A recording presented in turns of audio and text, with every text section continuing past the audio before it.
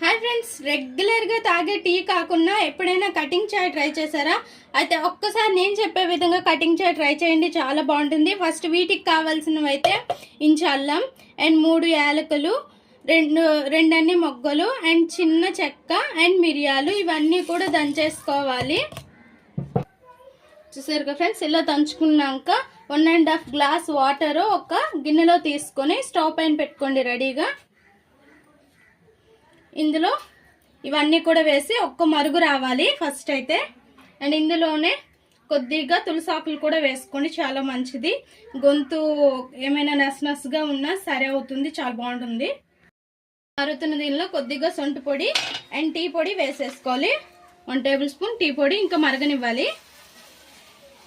ఇందులోనే మీ టేస్ట్కి తగ్గట్టు షుగర్ వేసుకోవాలి.